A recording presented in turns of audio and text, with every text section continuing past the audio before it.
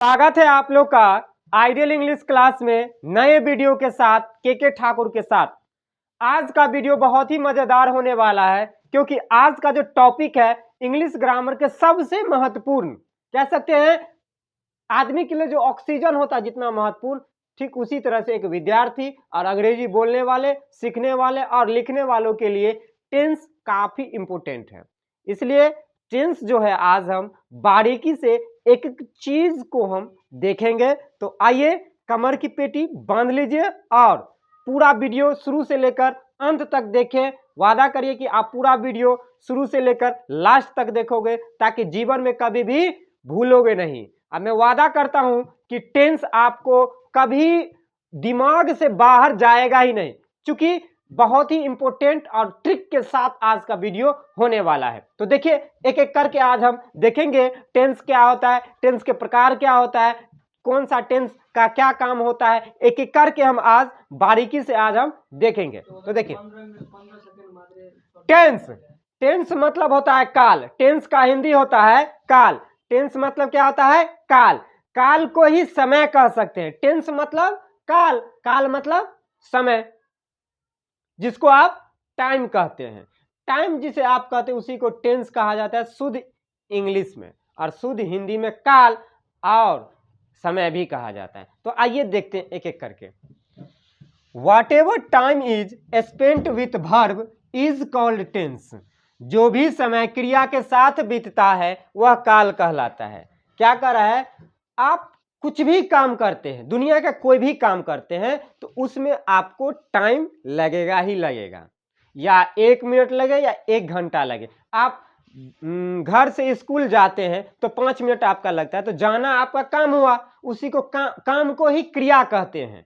तो आप जो काम करते उसमें जो टाइम लगता है उसी को काल कहते हैं। आपको अपने घर से जाने में स्कूल आपको 5 मिनट लगा, वही 5 मिनट हो गया टेंस, वही काल हो गया। तो आइए देखते हैं। तो जो भी समय क्रिया के साथ बीतता है या लगता है, जो भी मतलब टाइम जो रहता है वो कोई काम में लगता है उसी को बीतना कहते हैं, लगना को कहते हैं बीतना या बीतता है। जो भी काम आप करते हैं उसमें जो समय लगता है उसे काल कहते हैं। जैसे एक एक करके देखते हैं। ही इज प्लेइंग क्रिकेट, वह क्रिकेट खेल रहा है। क्या कर रहा है? क्रिकेट खेल रहा है। तो वह जो है सब्जेक्ट हुआ, वह जो है सब्जेक्ट हुआ। ही क्या हुआ?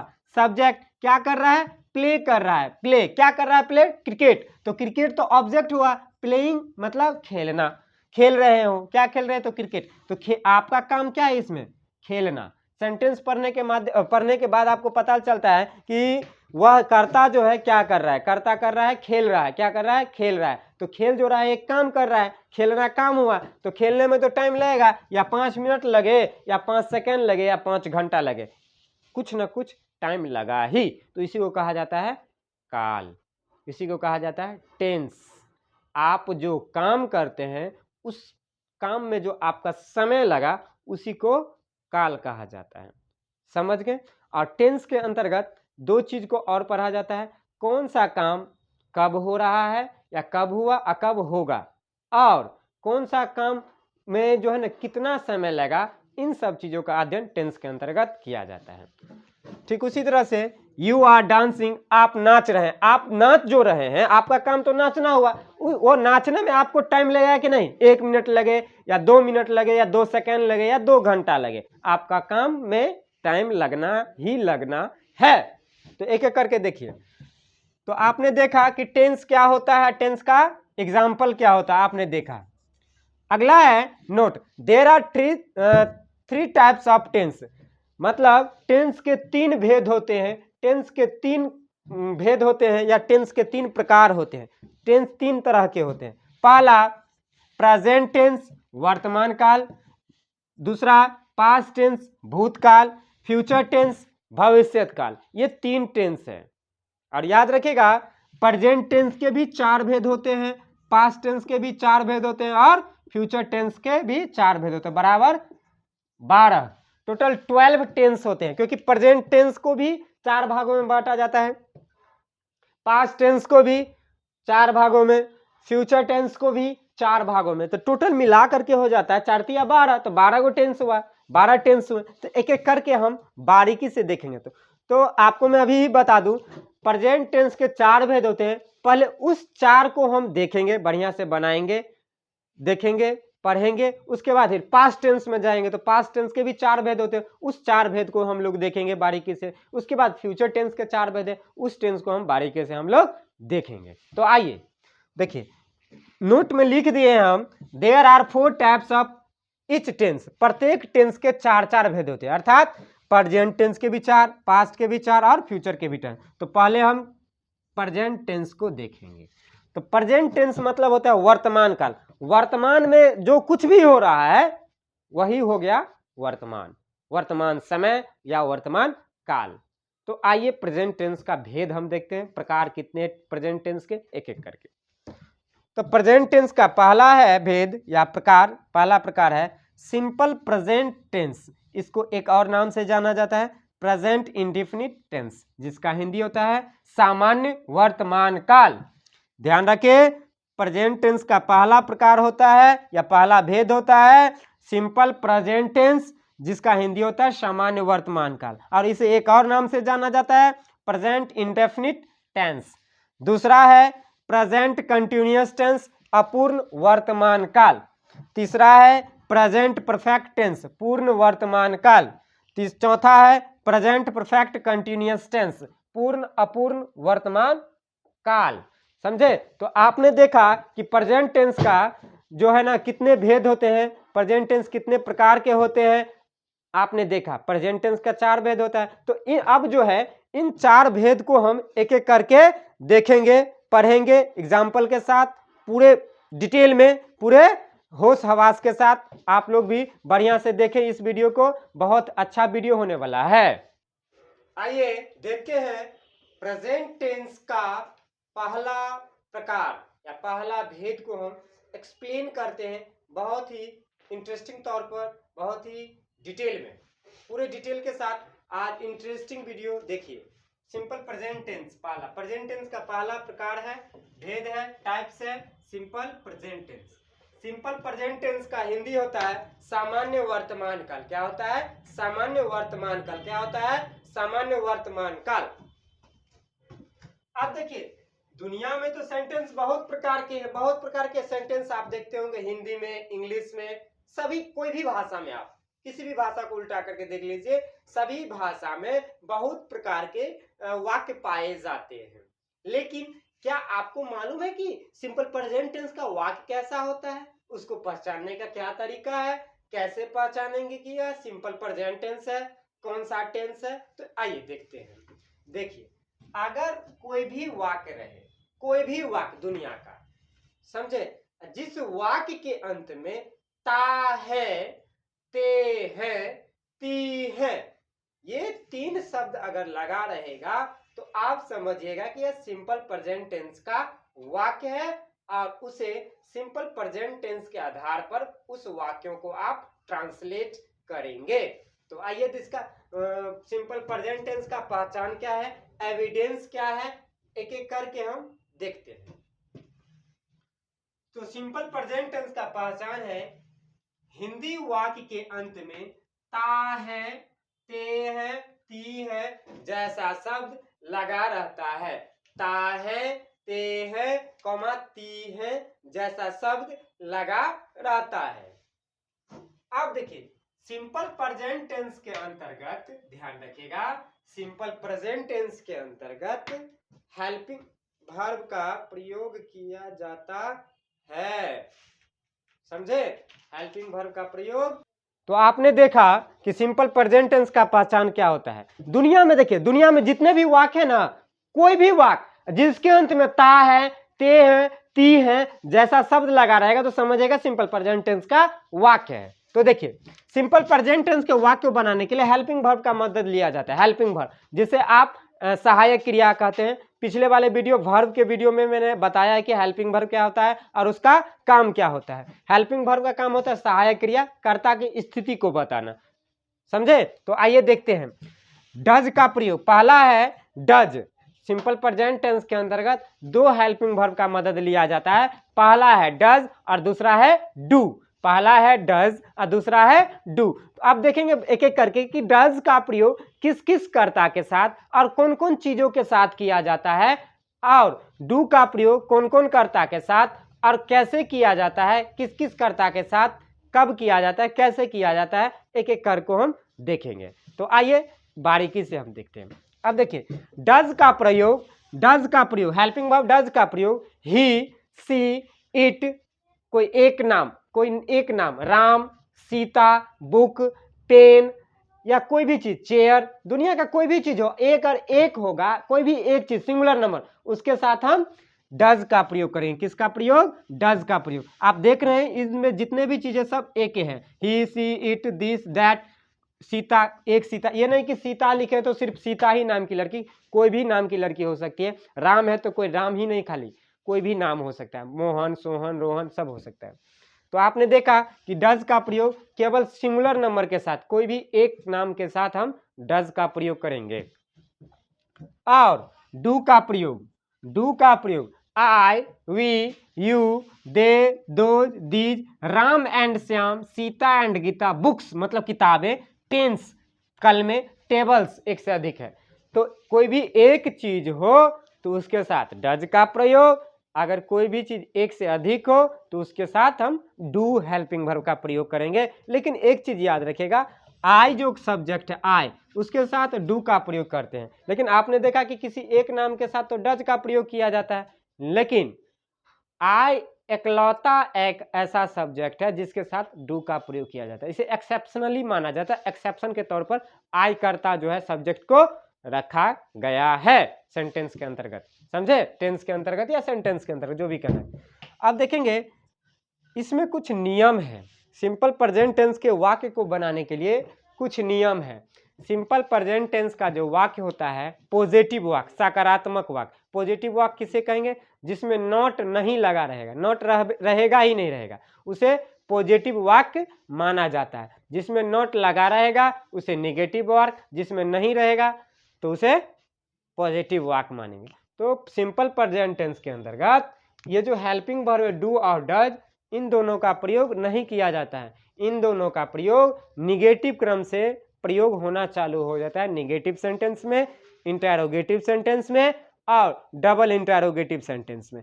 इन तीनों सेंटेंस में डू डज का प्रयोग होगा, लेकिन पॉजिटिव वाक्य में नहीं होगा। तो आइए देखते हैं। तो अब बात आती है कि तो निगेटिव, तो इसका प्रयोग कहाँ से होगा, और बात आती है कि पॉजिटिव वाक्य में किसका प्रयोग किया जाएगा।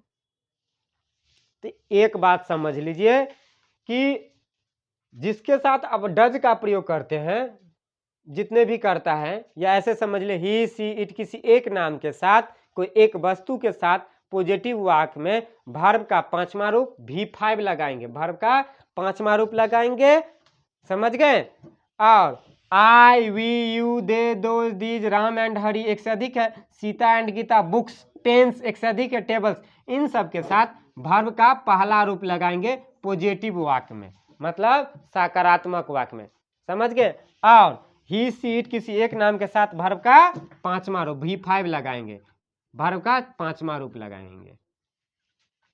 तो आइए एक नजर स्ट्रक्चर के ऊपर देखते हैं कि स्ट्रक्चर क्या होता है, क्योंकि कोई भी सेंटेंस आप बनाओगे, ट्रांसलेट करोगे तो आपको किस चीज की जरूरत पड़ेगी?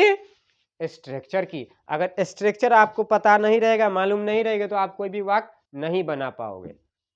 तो देखिए एक एक करके, पॉजिटिव सेंटेंस को ही अफर्मेटिव सेंटेंस कहा जाता है। तो पॉजिटिव स्ट्रक्चर या नहीं तो अफर्मेटिव स्ट्रक्चर, जिसको शॉर्टकट में P+ कहते हैं। समझने के लिए तत्काल शॉर्टकट पर ध्यान दीजिएगा। अफर्मेटिव सेंटेंस को शॉर्टकट में P+ कह सकते हैं, या नहीं तो ऐसे लिखा रहता है तो हो जाएगा, सॉरी VE मतलब पॉजिटिव माना जाता है, अफर्मेटिव सेंटेंस माना जाता है, समझे। तो आइए देखते हैं पॉजिटिव स्ट्रक्चर क्या होता है। तो सबसे पहले सब्जेक्ट V1 या V5, तो V1 किसके साथ बोले थे? तो इन सब के साथ पॉजिटिव वाक्य में वर्ब का पहला रूप और इन सब के साथ वर्ब का पांचवा रूप लगाएंगे प्लस ऑब्जेक्ट। क्लियर है? तो आपने देखा पॉजिटिव वाक्य में V1 और V5 का प्रयोग किया जाएगा। जैसे देखिए राम आम खाता है, एग्जाम्पल देखेंगे, राम आम खाता है, तो राम क्या है, एक आदमी ना है, तो एक आदमी के साथ क्या बोले थे, वर्ब का पांचवा रूप पॉजिटिव वाक्य में, नॉट तो नहीं लगा इसलिए पॉजिटिव वाक्य मानेंगे। तो देखिए राम इट्स अ मैंगो, तो देखिए स्ट्रक्चर के अनुसार क्या कर रहा है, पहले सब्जेक्ट लीजिए, तो सब्जेक्ट क्या है, राम, तो राम ले लिए, उसके बाद क्या कर रहा है, V1 या V5, V1 या V5, तो राम एक है तो उसके साथ क्या लगेगा, वर्ब का पांचवा रूप, तो V5 क्या है, तो वर्ब इसमें क्या है, खाना, तो खाना का क्या होगा, इट्स, वर्ब का पांचवा रूप इट्स, ऑब्जेक्ट क्या है, मैंगो, तो अ मैंगो। याद रखिएगा राम आम खाता है अर्थात एक आम खाता है, अगर राम आम खाते हैं तो एक से अधिक मैंगो की बात हो रही है। तो देखिए राम आम खाते हैं तो सब्जेक्ट प्लस वर्ब का पांचवा रूप plus object, Ram it's mangoes. अब देखिए दूसरा एग्जाम्पल, वह नाचता है, तो वह, तो देखेंगे सब पॉजिटिव वाक्य है तो पॉजिटिव स्ट्रक्चर में देखेंगे हम लोग, तो सब्जेक्ट, तो सब्जेक्ट क्या है, वह, तो वह ही, V1 या V5, तो ही के साथ वर्ब का पांचवा रूप लगे, क्योंकि एक सब्जेक्ट न है इसलिए वर्ब का पांचवा रूप लगाएंगे, तो वर्ब का पांचवा रूप, नाचना का क्या होगा, वर्ब का पांचवा रूप, डांसेस, तो डांसेस दे दिए, इसमें ऑब्जेक्ट नहीं है तो ऑब्जेक्ट का प्रयोग नहीं किया जाएगा।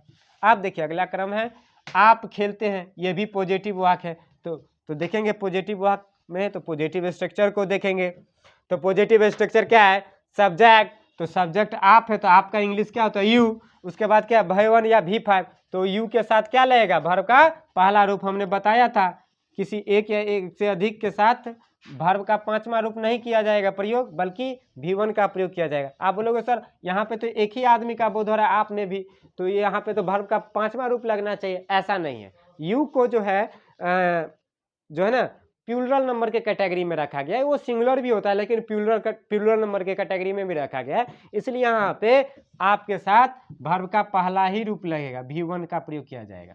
तो देखिए यू प्ले, आप खेलते हैं। अब आ जाता है निगेटिव वाक्य, तो निगेटिव वाक्य के लिए निगेटिव सेंटेंस स्ट्रक्चर पर ध्यान देंगे, तो निगेटिव स्ट्रक्चर को शॉर्टकट में -n से संबोधित कर सकते हैं। तत्काल के लिए मान लीजिए -n बराबर निगेटिव, मानने के लिए मान लीजिए, तो देखिए negative structure, subject plus do या does plus not plus V1 plus object. थोड़ी देर पहले मैंने आपको बताया था डू डज का प्रयोग निगेटिव क्रम से चालू होगा, तो देखिए निगेटिव क्रम से चालू हो गया। अब देखिए निगेटिव क्रम से डू डज का प्रयोग होना चालू होगा और सभी कर्ता के साथ वर्ब का पहला रूप लगेगा, और आपको मालूम पड़ गया है, आपको पता चल ही गया है कि डज का प्रयोग किसके साथ और डू का प्रयोग किसके साथ किया जाएगा। तो देखिए सब्जेक्ट प्लस डू या does plus not plus V1 plus object. याद रखिएगा निगेटिव क्रम से डू डज के साथ वर्ब का पहला ही रूप लगेगा, पॉजिटिव वाक्य में V1 या V5 का प्रयोग किया जाता है कर्ता के अनुसार, सब्जेक्ट के अनुसार। तो सब्जेक्ट प्लस डू और does plus V1 plus object, not लगा है तो निगेटिव क्रम हो गया। तो निगेटिव वाक्य को देखेंगे, जैसे देखिए वे लोग नहीं नाचते हैं, तो निगेटिव है, नॉट लगा है ना, तो देखिए सब्जेक्ट, तो सब्जेक्ट क्या है, वे लोग, तो वे लोग का इंग्लिश क्या होता है, दे। अब दे के साथ क्या लगता है, डू या डज, हेल्पिंग वर्ब कौन सा लगेगा, डू या डज, तो डू लगेगा, तो देखिए डू वाला में आ जाता है दे, तो दे के साथ क्या लगेगा, तो डू दे दिए, उसके बाद प्लस नॉट है तो नॉट लगाएंगे, नहीं लगा है तो लगा है तो नॉट लगाएंगे, प्लस वर्ब का पहला रूप, तो क्या है, डांस, नाचना, तो डांस, फुल स्टॉप। समझ गए। अगला है मैं आपकी मदद नहीं करता हूं, मैं आपकी मदद नहीं करता, सेम आ जाएगा रूल। सब्जेक्ट, तो सब्जेक्ट आई है तो आई दे देंगे, आई के साथ क्या लगता है, तो डू लगता है, तो डू, नॉट लगा है तो not, do not plus V1, तो मदद करना का क्या होगा, हेल्प, तो हेल्प दे दिया वर्ब का पहला रूप, ऑब्जेक्ट क्या है, तो यू, आपकी मदद कर रहा हूं तो यू। समझ गए। अगला है सेंटेंस, वह क्रिकेट नहीं खेलता है, वह क्रिकेट नहीं खेलता है, तो देखिए वह क्रिकेट नहीं, तो सब्जेक्ट के अनुसार सब्जेक्ट क्या है, वह, तो उसका इंग्लिश क्या होगा, ही के साथ क्या लगता है, डज, ही के साथ डज लगता है, तो डज देंगे, नॉट लगा है तो नॉट लगा देंगे, वर्ब का पहला रूप, खेलना का क्या होगा, प्ले, और ऑब्जेक्ट है इसमें लगता है क्रिकेट, तो क्रिकेट लास्ट में दे देंगे। अब अगला जो सेंटेंस है वो इंटेरोगेटिव सेंटेंस है। क्या है, इंटेरोगेटिव सेंटेंस है। क्या हम लोग खेलते हैं। याद रखिएगा इंटेरोगेटिव सेंटेंस के अंत में प्रश्नवाचक चिन्ह, जिसको इंटेरोगेशन मार्क कहते हैं, दिया जाता है। अगर आप ये नहीं देते तो आपका सेंटेंस सही भी रहेगा फिर आपका गलती हो जाएगा, सही के बाद भी आपका गलती हो जाएगा अगर इंटेरोगेशन मार्क आप नहीं देते हैं तो आइए देखते हैं। पहला है इंटरोगेटिव सेंटेंस में, क्या हम लोग खेलते हैं, क्या हम लोग खेलते हैं। तो इंटरोगेटिव सेंटेंस किसे कहते हैं, जिससे प्रश्न उत्पन्न हो। तो क्या हम लोग खेलते, प्रश्न उत्पन्न हो रहा है, तो क्या, तो इंट्रोगेटिव सेंटेंस में जाएंगे। तो इंटरोगेटिव सेंटेंस का स्ट्रक्चर क्रम सा इस प्रकार है। इंट्रोगेटिव को हम शॉर्टकट में INT डॉट कहते हैं। तो पहले इंट्रोगेटिव में क्या होता है, हेल्पिंग वर्ब को पहले रखा जाता है। क्या रखा जाता है, हेल्पिंग वर्ब को पहले रखा जाता है। डू या does plus subject plus not optional, क्योंकि इंटरोगेटिव सेंटेंस में कोई सेंटेंस में नहीं जैसा शब्द लगा भी रहता है और नहीं भी लगा रहता है, इसलिए नॉट को हम ऑप्शनल लेके चलेंगे। जिस सेंटेंस में नॉट लगा रहेगा, नहीं जैसा शब्द लगा रहेगा, तो नॉट का प्रयोग करेंगे, वरना नहीं करेंगे। इन एग्जाम्पल को हम एक एक करके देखेंगे, सब एग्जाम्पल दिए हुए हैं हम। तो देखिए, डू या does plus subject plus not optional plus V1 plus object. तो देखिए पहला एग्जाम्पल, क्या हम लोग खेलते हैं। तो आइए, तो स्ट्रक्चर के अनुसार, तो स्ट्रक्चर के अनुसार क्या है, तो सबसे पहले डू या डज, तो कर्ता क्या है, कर्ता के अनुसार हेल्पिंग वर्ब लेंगे। तो क्या है, हम लोग। तो हम लोग के लिए, हम लोग का इंग्लिश क्या होता है, वी। तो वी के साथ कौन सा हेल्पिंग वर्ब लगता है, तो डू। तो डू, तो पहले डू देंगे, तो डू दे दिए। उसके बाद सब्जेक्ट, सब्जेक्ट क्या है, तो हम लोग का इंग्लिश क्या होता है, वी। उसके बाद नॉट है, तो नॉट नहीं लगा है, नहीं जैसा शब्द है ये नहीं है, तो क्या देंगे, नॉट नहीं लगाएंगे। आगे बढ़ेंगे, वर्ब का पहला रूप, तो खेलना है, तो खेलना का इंग्लिश प्ले, प्ले होता है। अगला है, क्या सीता खाना खाती है। तो आइए देखते हैं। सबसे पहले हेल्पिंग वर्ब डू या डज, तो सीता है कोई एक नाम है, तो एक नाम के साथ हम क्या, कौन सा हेल्पिंग वर्ब प्रयोग करते हैं, डज का प्रयोग करते हैं। तो डज, तो पहले डज देंगे। उसके बाद सब्जेक्ट, सब्जेक्ट क्या है, सीता है, तो डज सीता। आगे क्या है, नॉट, तो नॉट लगा है, तो नहीं लगा है, तो नॉट का प्रयोग नहीं करेंगे। आगे बढ़ेंगे, तो वर्ब का पहला रूप, तो खाना, तो ईट। ऑब्जेक्ट क्या है, तो भोजन, तो फूड। तो डज सीता ईट फूड। अगला है, क्या मैं अंग्रेजी नहीं बोलता हूं। अब देखिए नॉट आ गया इंट्रोगेटिव सेंटेंस में, क्या मैं अंग्रेजी नहीं बोलता हूं, क्या मैं अंग्रेजी नहीं बोलता हूं। तो सबसे पहले स्ट्रक्चर के अनुसार चलेंगे, तो देखेंगे क्या मैं अंग्रेजी, तो मैं है, आई के साथ क्या लगता है, तो डू लगता है, तो स्ट्रक्चर के अनुसार डू देंगे, डू, डू दे दिए। उसके बाद क्या है, सब्जेक्ट, तो सब्जेक्ट क्या है, आई, तो आई। नॉट लगा है, तो हाँ लगा है, क्योंकि नहीं जैसा शब्द लगा इसलिए नॉट देंगे। उसके बाद वर्ब का पहला रूप, तो बोलना का क्या होता है, वर्ब का पहला, स्पीक, तो स्पीक दे देंगे। ऑब्जेक्ट है, तो हाँ ऑब्जेक्ट है, इंग्लिश से अंग्रेजी, तो अंग्रेजी हम दे देंगे, इंग्लिश दे देंगे। अब प्रश्नवाचक का चिन्ह इंटरोगेशन मार्क लास्ट में पड़ेगा ही पड़ेगा। अगला है, आप क्यों नाचते हैं। तो अब क्यों, कैसे, कब, कहाँ, ये सब इंटरोगेटिव सेंटेंस होते हैं, लेकिन उसको डबल इंटरोगेटिव सेंटेंस कहते हैं, क्योंकि उसमें एक नहीं बल्कि एक से अधिक प्रश्न उत्पन्न होती है। इसकी सेंटेंस क्या होता है, सेंटेंस का वीडियो हमने डाला हुआ है, आप चेकआउट कर लीजिए चैनल को, एक एक करके आप लोग देख लीजिए, सेंटेंस का कंसेप्ट आपको पूरा हो जाएगा। तो आइए देखते हैं। अगला जो है स्ट्रक्चर, डबल इंट्रोगेटिव सेंटेंस, मतलब दोहरा प्रश्नवाचक वाक्य। डबल इंट्रोगेटिव सेंटेंस को हम दोहरा प्रश्नवाचक वाक्य कहते हैं हिंदी में। अब देखिए डबल इंट्रोगेटिव स्ट्रक्चर जो है क्रमशः इस प्रकार है। डबल इंट्रोगेटिव स्ट्रक्चर को शॉर्टकट में D.INT कह सकते हैं, क्योंकि डबल इंट्रोगेटिव शॉर्टकट में आप समझिए कि शॉर्टकट जानना बहुत जरूरी होता है, कि शॉर्टकट कैसे प्रयोग किया जाता है, कहाँ किया जाता है, एक एक करके जानना जरूरी होता है। अब देखिए पहला है, आप क्यों नाचते हैं, तो डबल इंट्रोगेटिव सेंटेंस है, तो WH पढ़ ले लेंगे। WH वर्ड क्या होता है, तो क्यों, जिन शब्द की शुरुआत W और H से हो और उससे प्रश्न उत्पन्न हो, उसे WH वर्ड कहते हैं, या नहीं तो क्वेश्चन वर्ड कहते हैं। तो देखिए WH वर्ड क्या है, क्यों है, तो क्यों, क्यों का इंग्लिश क्या होता है, तो वाई, तो वाई दे दिए। अब क्या है, डू या डज, हेल्पिंग वर्ब कौन सा प्रयोग है, तो कर्ता के अनुसार हो, तो कर्ता क्या है, आप, आपका क्या है, तो यू, यू के साथ क्या होता है प्रयोग, डू, तो डू दे देंगे, तो डू। उसके बाद क्या है, सब्जेक्ट, सब्जेक्ट क्या है, आप, तो आपका इंग्लिश क्या होता है, यू, तो यू दे दिए। उसके बाद नॉट है, नॉट लगा रहेगा तो लगाएंगे, वरना नहीं लगाएंगे, तो इस सेंटेंस में नहीं लगाए तो नहीं लगाएंगे भाई। आगे बढ़ जाएंगे, तो वर्ब का पहला रूप है, तो नाचना का क्या होगा, वर्ब का पहला रूप, डांस। अगला है, सीता कैसे खाना नहीं बनाती है। तो देखेंगे पहले WH वर्ड क्या है, कैसे का इंग्लिश क्या होता है, तो हाउ, तो हाउ दे दिए। उसके बाद हेल्पिंग वर्ब, हेल्पिंग वर्ब तो डू आया डज, तो कर्ता के अनुसार कर्ता क्या है सीता, तो सीता के साथ क्या लगता है डज का प्रयोग, तो हाउ डज, तो कर्ता क्या है सीता, तो सीता। नॉट लगा है, हाँ लगा है, तो इसलिए नॉट का प्रयोग यहाँ पे करेंगे। अगला क्या है वर्ब का पहला रूप। बनाना का क्या होगा कुक, खाना बनाने के लिए कुक शब्द का प्रयोग करते हैं तो कुक। आगे क्या ऑब्जेक्ट, भोजन है तो फूड। तो आपने देखा कि सिंपल प्रेजेंट टेंस का पहचान क्या होता है और उसका प्रयोग कैसे किया जाता है। सिंपल प्रेजेंट टेंस के वाक्य को कैसे आप समझोगे कि कौन सा सेंटेंस कैसे प्रयोग किया जाएगा, कैसे बनाया जाएगा सिंपल प्रेजेंट टेंस के अंतर्गत। ये एक एक चीज आपने बारीकी से देखा। आशा है कि यह सिंपल प्रेजेंट टेंस आपको बारीकी से समझ में आया होगा। अगर आपको कोई डाउट है तो कमेंट जरूर करें, एक एक करके कमेंट का जवाब दिया जाएगा। तो देख लीजिए, आप लोग इसे नोट डाउन जरूर कर लीजिए ताकि आपको आगे चलकर किसी भी तरह की दिक्कत ना हो। समझे।